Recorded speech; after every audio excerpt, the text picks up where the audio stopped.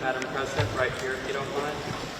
Do you think the center will eventually be named the Trump-Kennedy Center? I don't know. I hear that, but I don't know. That's not up to me. That's up to the board. The board makes that decision. We have a very prestigious board. If you look at the names, I don't think there's a board like it. So that would be up to the board. Thank you. Okay. Thank you. What about Netflix and Warner Brothers? Well, that's got to go through a process, and we'll see what happens. Netflix is a great company. They've done a phenomenal job. Ted is a fantastic man. I have a lot of respect for him, but it's a lot of market share. So we'll have to see what happens. Mr. President, what's the next step in Russia-Ukraine talks? What's your next step in Russia-Ukraine talks after last week's negotiations? So we've been speaking to President Putin, and we've been speaking to Ukrainian leaders, including Zelensky, President Zelensky. And I have to say that I'm a little bit disappointed that President Zelensky hasn't yet read the proposal. That was as of a few hours ago. His people love it, but he hasn't. Russia's fine with it. Russia, I guess, would rather have the whole country when you think of it. But Russia is, I believe, fine with it, but I'm not sure that Zelensky's fine with it. His people love it, but he hasn't read it.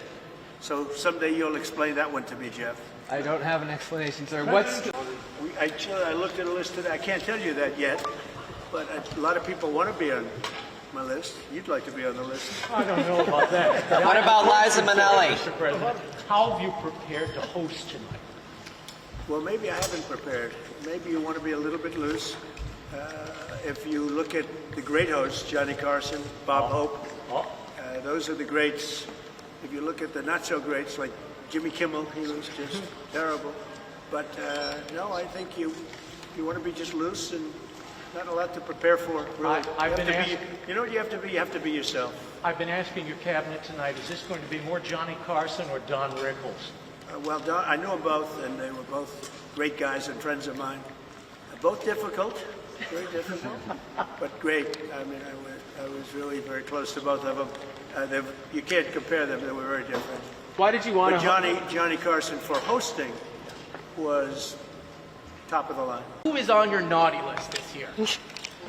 Oh, that's a long list. I better not tell you it's not a problem out there in the world. No, we have a pretty big naughty list, but our country is doing well. We're the hottest country anywhere in the world right now.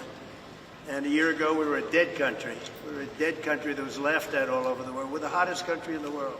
What are you getting the First Lady? Implications, Mr. President, of the Supreme Court overturning your authority on the tariffs, the emergency authority? What would be the implications for the economy and for the country? Well, we have a right to go a different form of tariffs. We have a right to go licensing.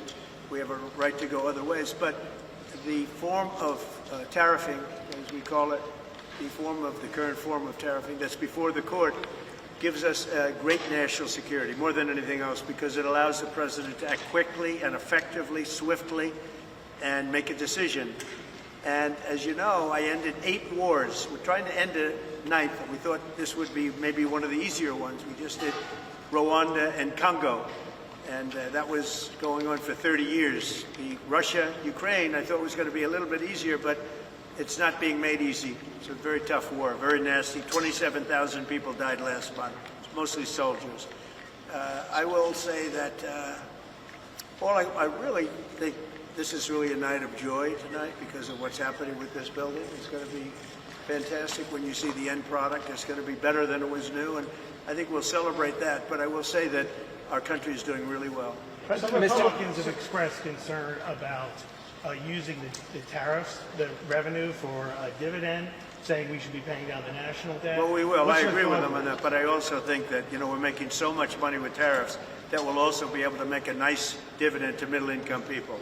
We're talking about middle-income and lower-income people. We're not talking about dividends to rich people. But there's so much money being made from the tariffs, and countries that were taking advantage of us for many, many years are not taking advantage of us anymore. We're taking in tremendous amounts of money from countries that we were losing lots of money to. And you know what? They're okay with it. They're not complaining. They're not complaining about the tariffs. I'd rather not have them, but they're not saying there's anything wrong. And the big thing is, in the court, we have tremendous flexibility with the current system. It's unbelievable for national security. I've ended 8 wars largely because of trade and because of tariffs. If we go the other tariff route, and there are other routes we can go, but it won't give you the same pure national security as this one. This one is swift and very powerful.